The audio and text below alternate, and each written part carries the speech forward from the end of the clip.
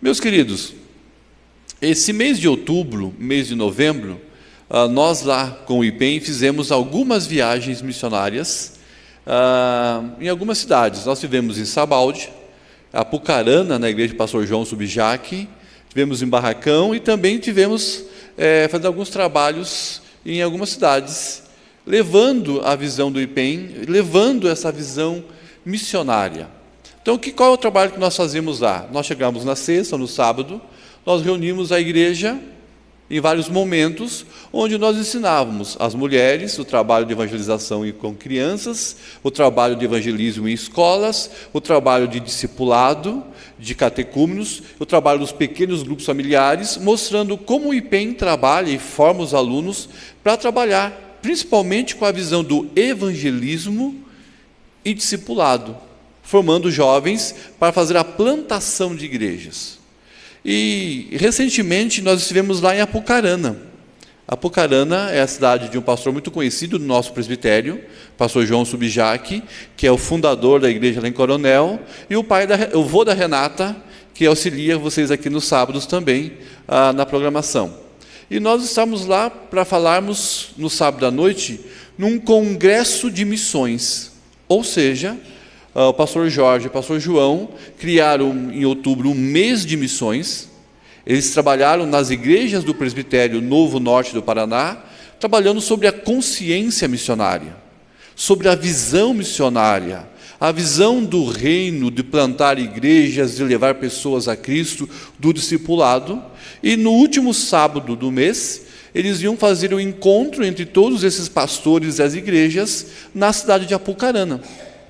E eles me ligaram dizendo: Alex, você vem com o IPEM? Você vem para cá? Eu, como não rejeito o convite, falo: vou. Na semana que eu estava indo, ou chegando lá, praticamente no dia, eu comecei a pensar a grandeza desse projeto. Lá teriam mestres, doutores, pastores renomados, pastores com grande momento de história, várias igrejas diferentes, e eu tinha a responsabilidade de representar o IPEM, o nosso presbitério, e falar para esses homens que muitos deles foram meus professores. E confesso que naquele momento o meu coração começou a bater mais forte, a minha mente começou a ficar um pouco assustada, mas a primeira apresentação que o pastor João fez, que contou uma piada, uma história, e já fiquei tranquilo e fui falar. E qual foi a nossa mensagem lá? Foi mostrar que a visão do nosso presbitério, uma visão que tem muito a ver com o pastor João Subjac, o Milton Hickley, o pastor Marcos Hickley e muitos outros homens que trabalham com evangelismo e missões, que têm formado pessoas para o discipulado, pessoas que ensinam as Escrituras, pessoas que olham para outras pessoas e têm paixão por almas e querem que essas pessoas sejam resgatadas, vidas transformadas, vidas edificadas, que possam se reunir no lugar para juntos adorarem ao Senhor. E nós passamos essa simples visão do nosso trabalho. Após tudo isso, conversa, nós tivemos vários pastores que vieram conversar, que vieram questionar algumas coisas. E grande parte dos questionamentos tem a ver com uma grande doutrina presbiteriana, a eleição e a predestinação. E muitos desses que são pastores, presbíteros, líderes das igrejas, vêm com, às vezes, assustado e nos assustando, fazer perguntas assim: viu, mas para que vocês fazem tantas missões, tantos evangelismo, se Deus tem os seus eleitos, Deus tem os seus predestinados, e esses que Deus escolheu antes da fundação do mundo, eles vão se converter? São perguntas como essas, às vezes dentro do próprio núcleo presbiteriano, que nos assustam porque nós não conseguimos encontrar nas Escrituras fundamentos para não ser evangelismo, para não evangelizar, para não discipular, para não visitar, para não estudar a Bíblia, para não estar em comunhão com a igreja, com o Senhor. Nós não conseguimos enxergar outras coisas na Escritura, né? E mesmo a eleição e a predestinação nos dão fundamentos para querermos ter uma consciência missionária e sermos uma igreja missionária. E aí, recentemente, 2, 3 dias após esse congresso, eu recebi uma ligação de um pastor. Esse pastor está naquela região do presbitério do Novo Norte do Paraná. Ele não está feliz no campo, na igreja que ele está, e não sei porquê, ele acha que eu tenho algum poder no presbitério para decidir alguma coisa, e ele me ligou mandando o currículo dele, para que ele pudesse vir para uma igreja aqui do nosso presbitério, que eu pudesse avaliar. E eu recebi o currículo e fui ler o currículo dele. Ele tem 2 formações no bacharelado em teologia, ele tem pós-graduação pela PUC em teologia, ele tem um mestrado em teologia pela PUC, ele tem um doutorado pela PUC em teologia, ele é professor de hebraico e de hermenêutica. Aí eu comparei com o meu currículo e o dele e falei assim, né? Dá não, né? Dá para encarar isso não. E passou um pouco, ele me ligou. E ele quis fazer uma entrevista, ele quis se apresentar. Coitado dele, né? Para mim. E aí ele foi conversar, e na conversa eu acabei fazendo algumas perguntas, acabei fazendo alguns questionamentos.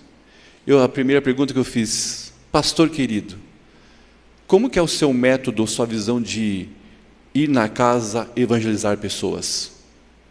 Ele me respondeu: irmão, eu não faço isso. Eu não evangelizo.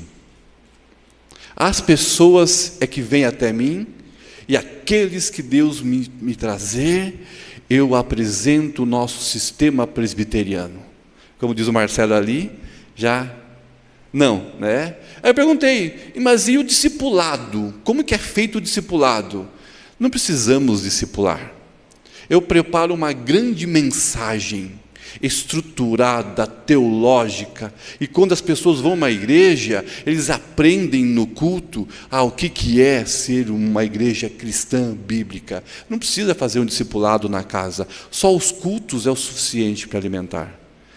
Desligou, até bloqueei o contato do WhatsApp. Um currículo fantástico, mas com uma visão que não evangeliza, não discipula, não visita, faz o quê? E aí, grande parte dessas perguntas, quando vem com essa ideia de soberania, de eleição, predestinação, eu sempre respondo assim: eu sou presbiteriano, eu sou calvinista, e brinco que sou calvinista ao quadrado.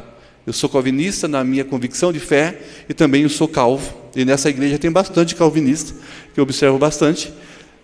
E a eleição, predestinação não altera nada o fato da minha visão, a minha consciência missionária. Pelo contrário, quando eu creio na soberania de Deus, quando eu creio num Deus que age, num Deus poderoso, num Deus que tem uma ação de transforma vidas, de encontra pessoas, transforma corações, muda a família, resgata das trevas, eu creio num Deus que tem essa ação tão grande. E se Ele escolheu pessoas, e se Ele predestinou pessoas, Ele vai encontrá-las. E para encontrá-las, Ele usa a igreja. Se não for a presbiteriana, será outra igreja. Se não for o Alex, será outra pessoa. Deus vai encontrar os seus eleitos, mas o método ordinário de Deus em encontrar pessoas é através da ação, da consciência, da ação missionária da própria igreja do Senhor.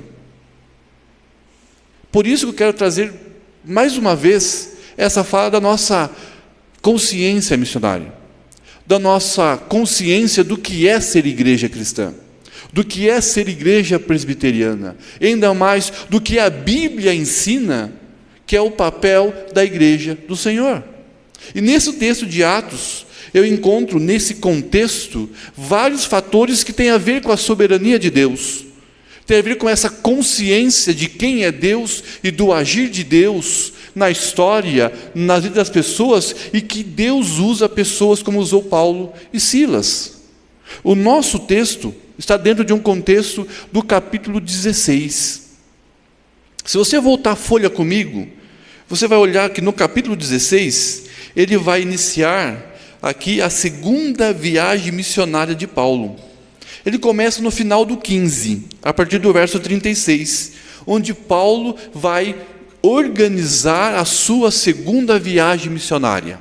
A primeira viagem missionária, ele foi para a região da Galácia.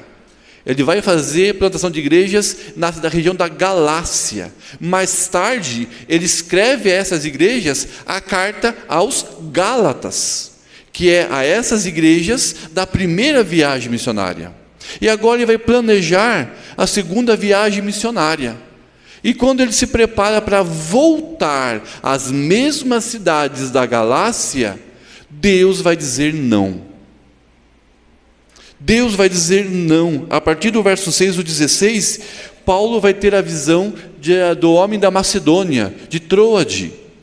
Paulo, com o seu projeto missionário de voltar a visitar as cidades da Galácia, Deus vai dizer para Paulo: não, eu tenho um outro projeto para você, Paulo. Deus vai dar num sonho e uma ação do Espírito Santo de Deus, uma confirmação a Paulo, dizendo: você não vai voltar para as cidades das Galácias, você vai para a Macedônia. Porque lá na visão está dizendo, tem um homem clamando por socorro, dizendo: venha e nos ajudem. O que significa isso, meus irmãos? É que Deus está dizendo para Paulo, Silas e depois Timóteo e Lucas a seguinte tese: vocês vão para a Macedônia, em várias cidades, porque eu tenho os meus eleitos, os meus escolhidos na Macedônia.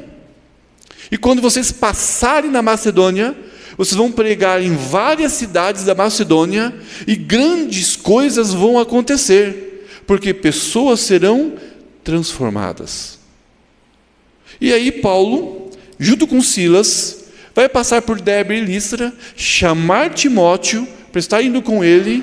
Depois Lucas vai se juntar e eles vão na segunda viagem missionária, partindo para algumas cidades da Macedônia. Por quê? Deus mandou. Porque Deus revelou o que tem que fazer. Porque Deus tem um plano na Macedônia. E Deus poderia fazer assim. E tudo o que precisava acontecer na Macedônia iria acontecer. Mas Deus, para fazer a sua obra, para realizar o seu plano no seu reino, para revelar a sua soberania, o seu amor, Deus estava usando Paulo, Silas, Timóteo e Lucas. Vou repetir, Deus estava no controle daquela obra, mas Deus ia usar homens, mulheres, pessoas, para realizar a sua vontade, revelar o seu poder, a sua glória, o seu amor, o seu perdão, a sua graça, a sua justiça, através da pregação de homens como Paulo e Silas. Eles passam em Listra, Derbe, depois vão chegar numa cidade chamada Filipe.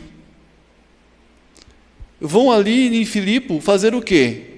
Eles vão criar meios, vão na beira do rio encontrar algumas mulheres, lá vai anunciar o evangelho. Lídia vai se converter, aquela vendedora de púrpura, que depois vai ser uma auxiliar de Paulo, ela e sua casa se converte. Depois eles vão expulsar o espírito de adivinhação de uma jovem, vão ser presos. Lá no cárcere acontece algo sobrenatural e o carcereiro se converte, ele e sua família. Depois Paulo e Silas são livres e vão seguir viagem.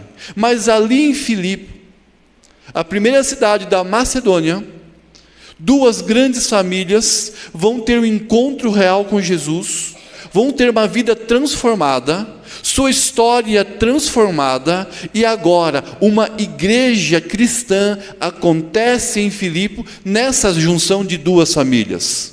Porque Deus tinha um plano na Macedônia. E eles seguem viagem.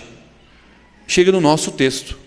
Eles chegam em Tessalônica, que depois mais tarde vai escrever a primeira e a segunda carta aos Tessalonicenses, a esse povo dessa igreja que começa nessa viagem.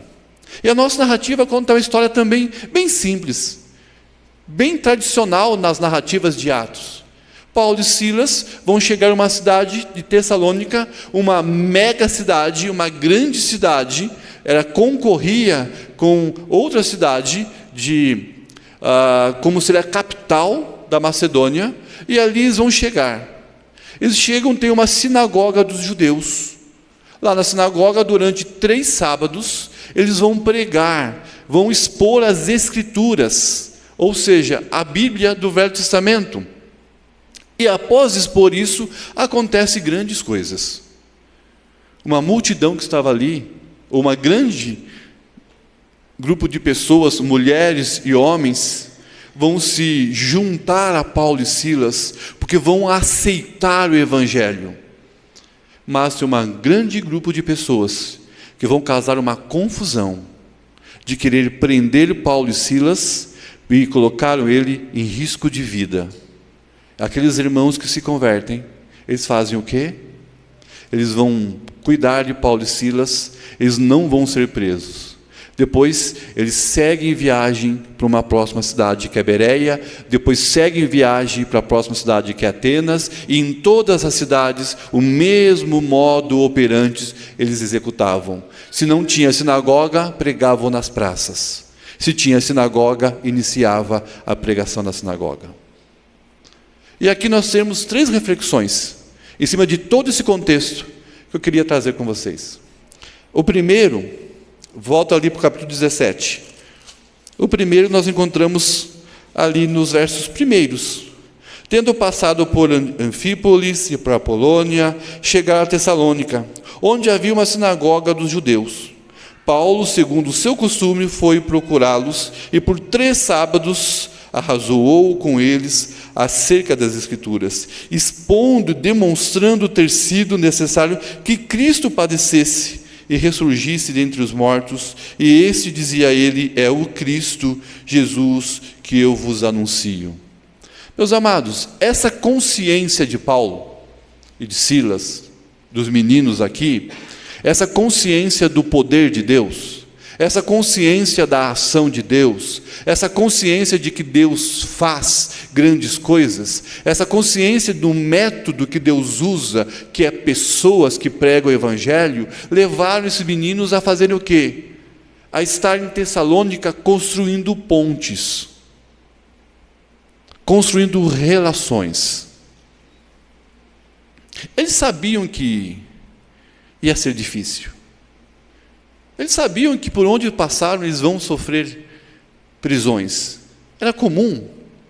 Mas olha interessante, a consciência de que Deus encontra pessoas e usa pessoas para isso, levaram eles a criarem estratégias. Eles vão chegar em Tessalônica, eles vão procurar uma sinagoga dos judeus. Numa cidade, para ter uma sinagoga, precisava de no mínimo 10 homens judeus capazes de ensinar. Essa sinagoga funcionava durante a semana uma escola. Escola que ensinava a lei judaica, a cultura judaica, a religião judaica, formava a visão dos judeus. Mas todo sábado reuniam pessoas lá. E essas pessoas se reuniam para fazer orações, para cantar louvores a Yahvé, e para ler os textos judaicos antigos dos profetas, os salmos, os pentateucos. Era a forma deles aprenderem e trazer à memória aquilo que nos dá esperança. Eles tinham um estudo bíblico todo sábado na sinagoga. Paulo, sendo judeu, e por ter sido rabino, mestre dos fariseus, ele sabia que quando chegava um novo mestre, visitando uma sinagoga, sempre o líder daquela sinagoga ia dizer o seguinte: o nosso convidado rabino quer trazer uma palavra hoje? Por isso que diz que é como costume de Paulo, porque Paulo sabia que quando ele se apresentasse naquela sinagoga, mostrasse a sua carteirinha de rabino, alguém iria levantar e falar assim: você quer nos ensinar hoje? E diz o texto que Paulo fazia isso.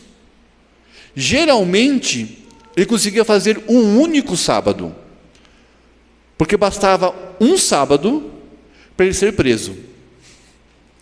Em todas as histórias, ele passava numa cidade, ele pregava num sábado, e após esse sábado, ele era preso.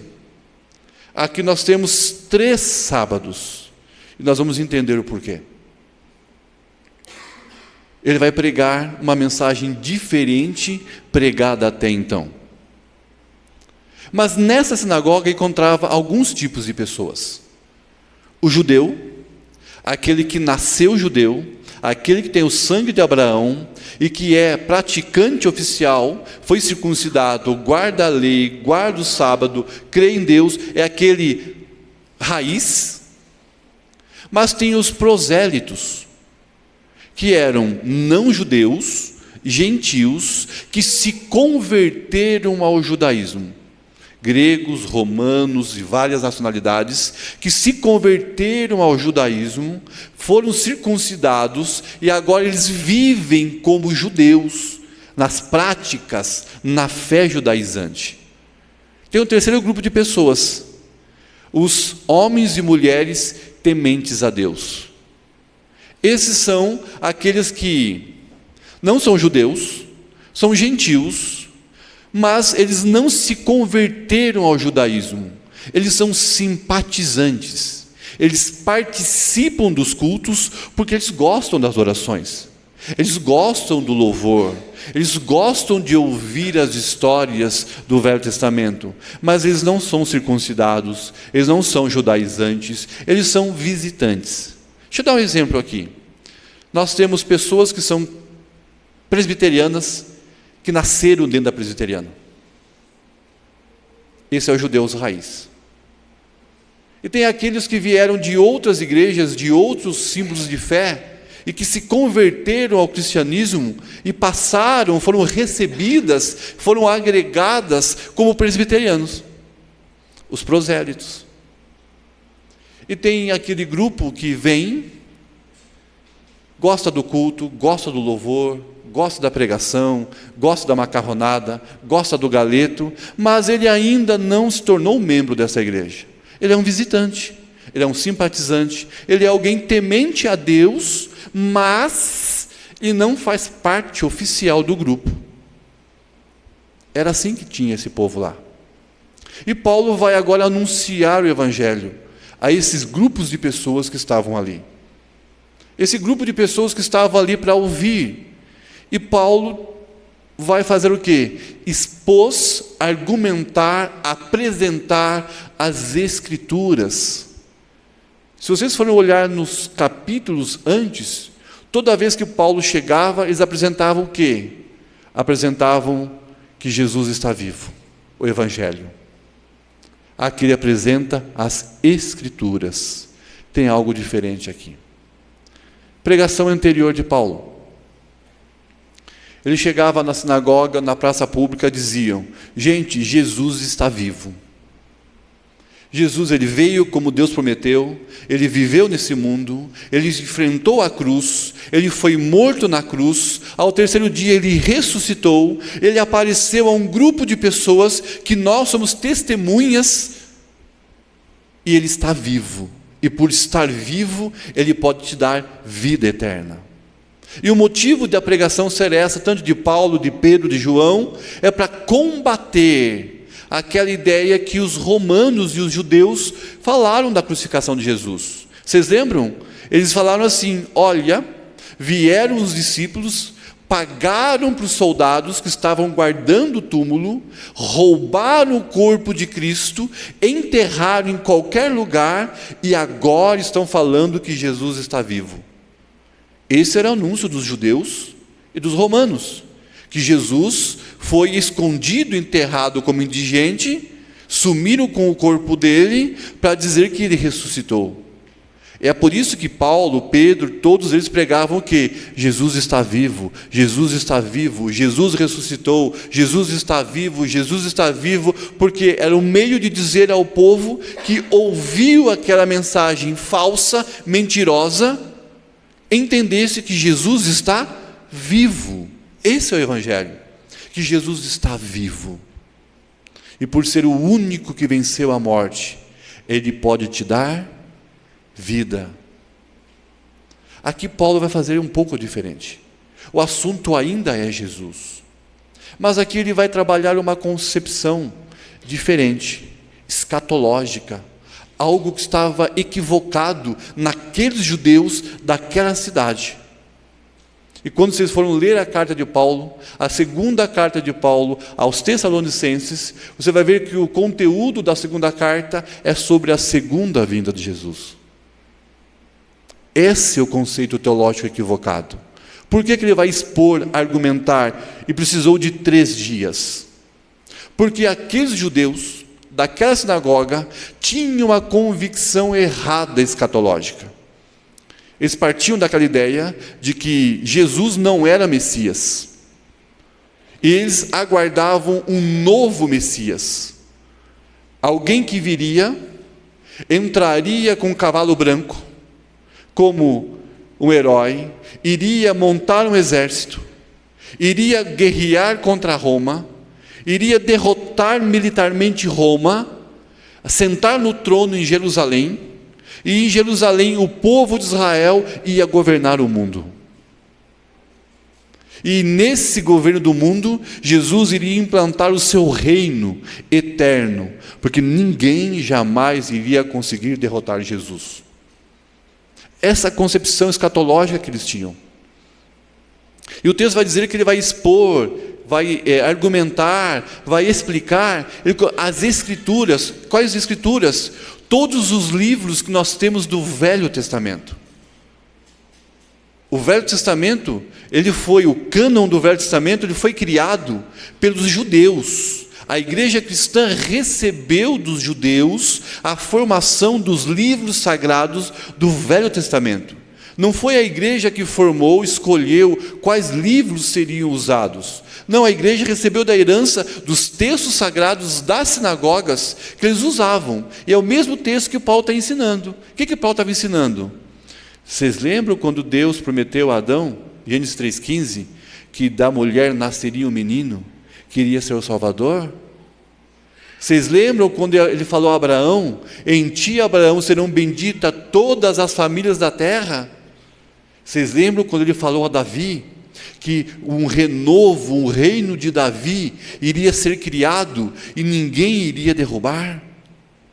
Vocês lembram do que Isaías falou? Que um menino vos nasceu, ele será o Emanuel, o príncipe da paz. Isaías, ele vai dizer que ele foi humilhado, foi pisado, foi ferido, foi transpassado, seu sangue foi derramado. Ele começa a expor a Escritura para mostrar que esse Jesus é o Cristo. Esse Jesus é o ungido, esse Jesus é o Salvador prometido, esse Jesus é a execução do plano de Deus Redentor que iniciou em Gênesis com Adão e Eva e vai entrar no ápice quando Jesus vem a esse mundo e que nós pregamos. Quando eles vão anunciar, expor, argumentar de que o plano de Deus de revelar o seu amor às pessoas era Jesus e para isso tinha que morrer, a multidão, aquele povo que estava ali, muitos creram, muitos se converteram e muitos se juntaram a Paulo e Silas, formando a igreja cristã em Tessalônica. Aqui nasce uma igreja. Mas eu quero destacar aqui 2 coisas rápidas. Essa consciência de que Deus age e de que Deus é soberano, leva esses meninos a ter a convicção de que algo ia acontecer ali. Segundo, o meio a ser usado para algo acontecer ali foi o conhecimento que eles tinham das Escrituras Sagradas. Porque eles estão expondo as Escrituras. Amados, quando nós temos consciência de quem é Deus, quando nós temos consciência de como Deus age, quando nós temos a consciência de como Deus salva pessoas e muda pessoas, E que Deus tem aqui em Chupinzinho eleitos ainda a serem encontrados, pessoas ainda indo ao inferno, sofrendo uma vida infernal, que precisam ser libertas, precisam ser restauradas, precisam ser curadas, precisam ser salvas. Quando nós cremos que Deus tem um plano, por isso tem uma igreja aqui, isso nos dá uma consciência de que algo vai acontecer. Mas para isso eu e você precisamos ter duas coisas. Primeiro, aprender a ter a paixão por almas que Deus tem. Nós temos que olhar para as pessoas e ter paixão por almas. Nós temos que olhar para as pessoas e ter paixão por vidas. Nós temos que olhar para pessoas e tentar entender o que está acontecendo com ela. E o que o meu conhecimento das Escrituras pode ser um instrumento para mudar a vida delas. Eu estava me preparando 6 horas da tarde para ir para a oração lá em Chupinzinho com o pastor Marcos. E eram 15 para 6, chega uma vizinha lá em casa. Uma vizinha que foi pedir ajuda para minha esposa. E o interessante é que é de uma família que, se eu fosse escolher evangelizar, ela eu deixaria de lado.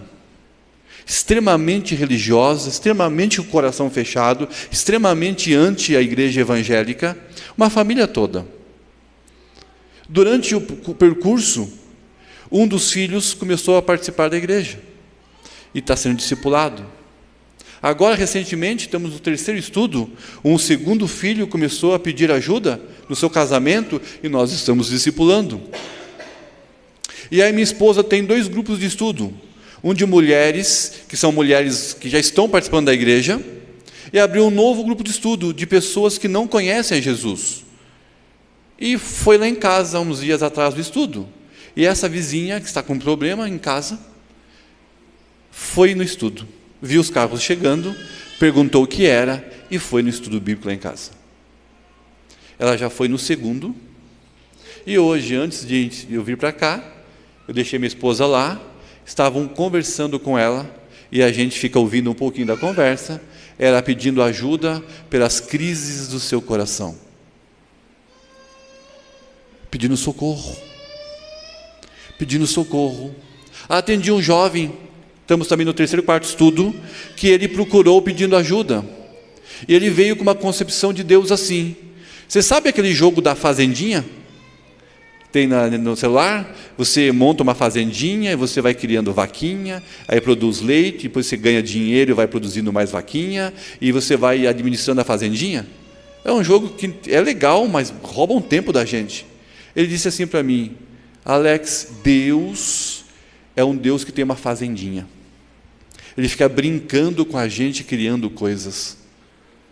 E eu fui mostrar: legal, gostei da teoria.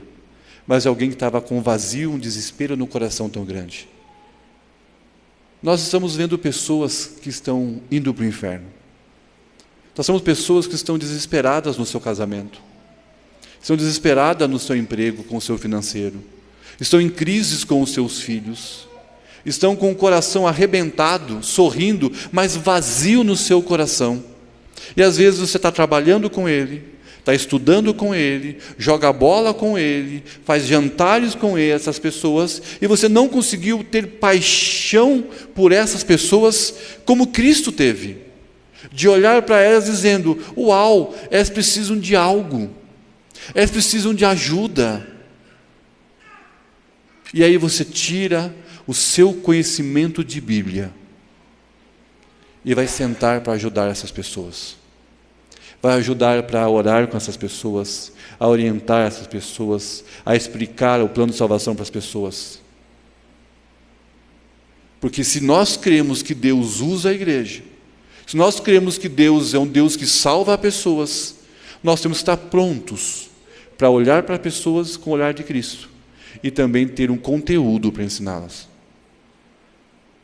Aí o que me assusta às vezes é de que às vezes você até sabe que a pessoa precisa de ajuda, mas às vezes nós não temos conteúdo para ensinar, porque nós não somos dedicados, disciplinados em conhecer as Escrituras. Nós não somos disciplinados a estudar a Bíblia, a ler a Bíblia, a conversar com Deus, a ter o conhecimento das coisas do reino, para estar prontos para ajudar pessoas. A consciência de um Deus que age é o que Paulo tinha. Paulo vai chegar à cidade, Paulo vai construir pontes, porque ele sabe que quando ele falar, alguma coisa vai acontecer. E para terminar, duas coisas acontecem quando você tem essa visão, tem a consciência missionária e você crê que Deus faz grandes coisas. Quando você anuncia Jesus para as pessoas, duas grandes coisas podem acontecer. Primeira, e é o que se deve esperar, vida transformada. Pessoas sendo resgatadas, pessoas sendo curadas, pessoas sendo transformadas em todos os sentidos. Irmãos, eu vou dizer para você, essa é a parte mais gostosa do ministério. Essa é a parte mais gostosa de ser crente, de ver pessoas sendo ajudadas por Cristo, através da sua oração, da sua visita, do seu abraço, do seu ensino. Mas outra coisa que pode acontecer, é o que acontece no texto. Alguns judeus que estavam ali, ficaram com inveja, com raiva, e criaram uma cilada, pagaram pessoas de malandragem, aqui diz o texto, para criar uma acusação, tentar prender Paulo e Silas, para expulsá-los de lá. Mas eles vão ser orientados pelos aqueles que se converteram, não vão estar na casa de Jason. Os homens vão lá, vão prender Jason lá, ou Jason, e vão fazer o quê? Cobrar um imposto, depois vão soltá-lo. Mas a intenção era colocar medo, para desistir, fazer com que eles não continuassem. Era uma ação de tentar fazer com que desmotivasse Paulo e Silas, para que eles não mais pregassem o Evangelho. Meus irmãos, quando você tem a ousadia e a consciência do seu papel na sociedade, e você fala de Jesus para as pessoas, esperem duas coisas. Primeiro, transformação de vidas. Segundo, também esteja preparado para que as pessoas sejam inimigos, virem a cara, façam piadas, te rejeitam, te abandonem, te esqueçam, ou até mesmo criam acusações contra vocês. Em Coronel Vivida eu tenho experimentado, graças a Deus, mais da primeira. Mas teve alguns casos que eu arrumei inimizade. Eu estava discipulando uma mulher que veio de uma outra igreja, que queria um Jesus que ela pudesse mandar. Ela queria decretar, ela queria mandar, ela queria fazer as coisas acontecer. E quando nós ensinamos um Jesus que não é assim que funciona, não é um Jesus da lâmpada mágica, que ela tem que submeter a Cristo, ela não quis esse evangelho. E aí eu chamei uma aluna do IPEM para acompanhar, porque começou a ficar meio estranho, e a aluna do IPEM começou a acompanhar também essa mesma moça. Depois de ouvir as mesmas coisas dessa aluna do IPEM, de falar do mesmo Jesus, do mesmo Deus, e não é o que ela queria, ela não apareceu mais. Ela passou a querer visitar algumas pessoas da igreja para falar mal do Alex e falar mal da aluna do IPEM. E começou a fazer algumas visitas para falar mal, ou seja, ela não só não aceitou o Evangelho, ela começou a querer defamar o Evangelho. Só que algumas casas que eles foram, eram pessoas novas convertidas, que foram através dos nossos estudos. E uma delas, a família colocou para correr essa moça de lá, dizendo: nós conhecemos o Alex, mas nós não conhecemos você. Porque quando você prega o Evangelho, o inimigo se levanta para tentar te assustar, para tentar barrar a sua motivação. Mas o que nos faz continuar é a consciência de Paulo e Silas tinham, de que Deus tem um plano, Deus tem um projeto, Deus quer fazer grandes coisas nessa cidade. Ele chama você e eu para sermos esse instrumento de transformação, esse instrumento de ensino da palavra, esse instrumento de orar com pessoas, nós precisamos olhar para as pessoas e construirmos pontes. Sabe por que, meu irmão, construímos pontes? Para a gente encerrar? É porque talvez o pastor Marcos, talvez o Alex, talvez o presbítero Marcelo, não tem acesso a lugares e pessoas que você tem. Talvez nós não temos acesso a algumas pessoas. Um exemplo disso. Eu não tenho muito acesso aos advogados lá em Coronel Vivida. É uma classe que eu tenho professores, escolas, mas advogados eu não tenho muito acesso aos advogados. Mas numa dessas quinta-feira passada, teve um estudo bíblico da minha esposa com as mulheres. E uma advogada foi convidada por uma irmã. E essa advogada foi no estudo bíblico na quinta-feira. E ela ouviu o Evangelho. E acho que aquilo falou tanto com ela, que ela agora está pedindo ajuda. Está pedindo ajuda para quê?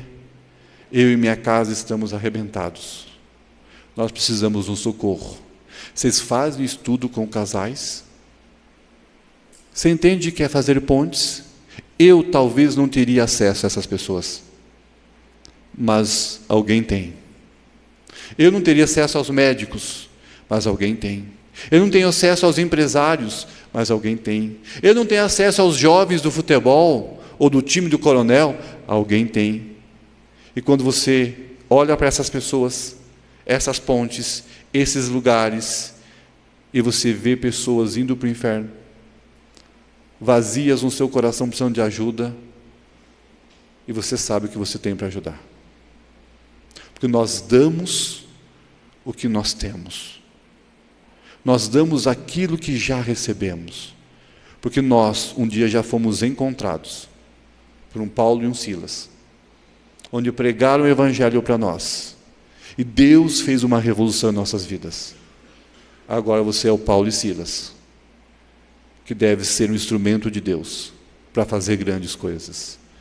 Mas você só vai fazer isso, meu irmão e minha irmã, se você tiver a consciência de quem é Deus e de como Ele age, de quem é Deus, do seu plano redentor, e de que Deus tem muitos eleitos aqui nessa cidade, precisando ser encontradas.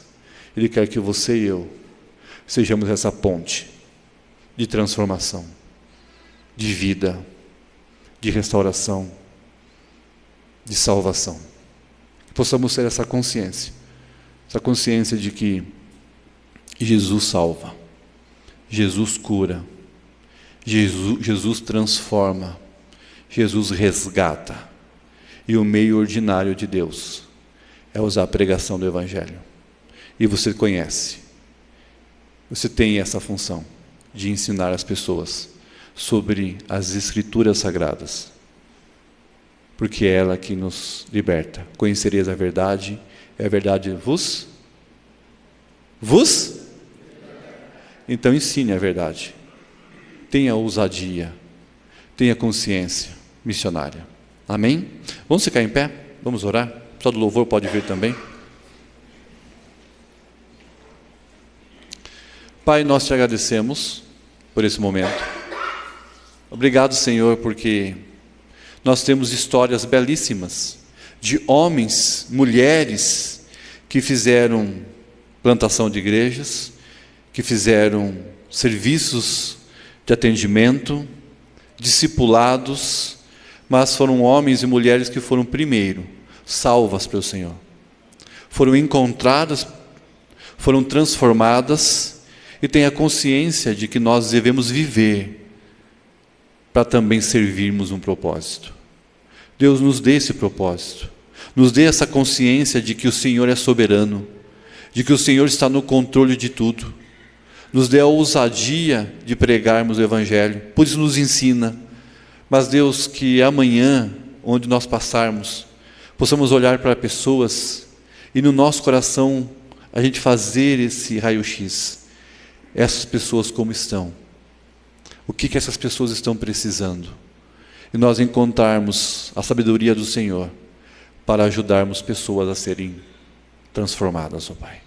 Abençoa, Pai, as nossas vidas, abençoa o nosso desejo de aprender do Senhor, abençoa o nosso desejo de termos um compromisso com a Tua igreja, de termos ministérios, seja na SAF, ou PH, crianças, louvor, ou seja, nos coloque em funções que possamos ensinar a Sua palavra, mas também de encontrar pessoas para o Senhor, Pai. Nos dê uma semana na Tua presença, que aonde formos nosso trabalho, nos estudos, com a família, muitos vão estar viajando, o Senhor possa estar indo à frente, estar andando junto, dando todo o conhecimento, nos dando a vitória no Senhor. Nós precisamos do Senhor diariamente, ó Pai. Nos abençoa, Deus, eu peço, em nome santo de Jesus, amém.